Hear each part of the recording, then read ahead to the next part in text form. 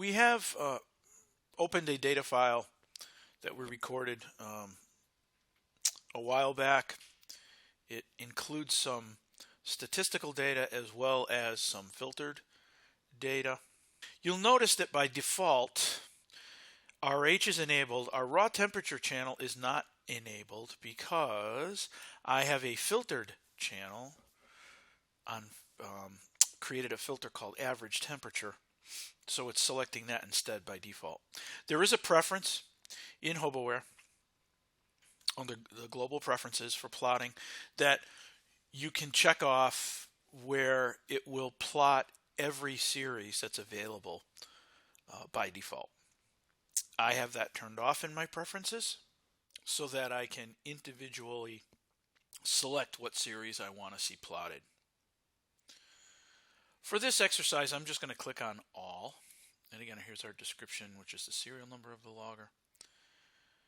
The temperature channels, you can select what units you want them displayed in, either degrees Fahrenheit or Celsius.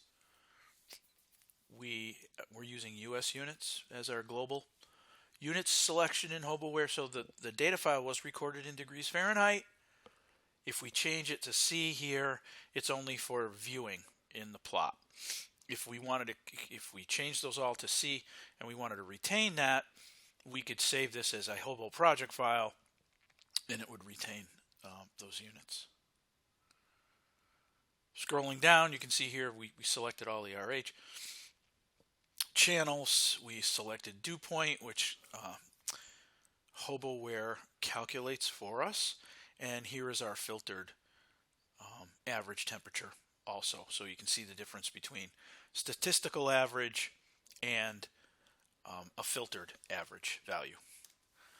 Below that are our internal events that the logger always records. You can there's a global preference to never show these. Again, if you say never show them, globally you can always turn them on one at a time or all for plotting if you want to. For this product, internal events include when the USB host was connected, when the logger was stopped by the user, when the end of file marker was written in the data file. Other loggers include other types of internal events, such as calibration events for light on off loggers or motor on off loggers.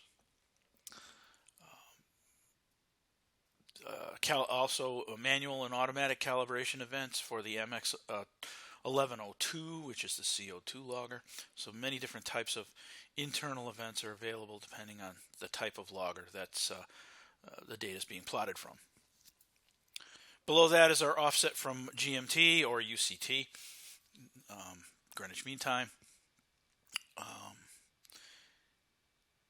As we said in the launch screen, the logger gets its time and date from the computer clock. So the data file includes that start time and date.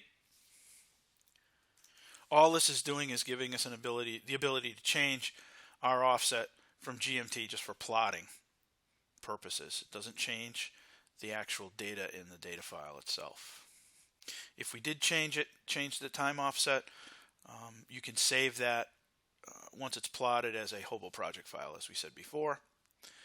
This is the free version of HOBOware Pro, so there's only 2 data assistants that are supported with this version.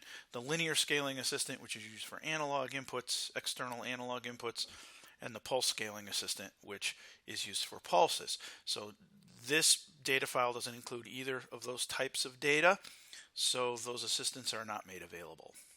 So let's plot this data, have a look. Here's our data. We can see in our XY plot we have a pinkish red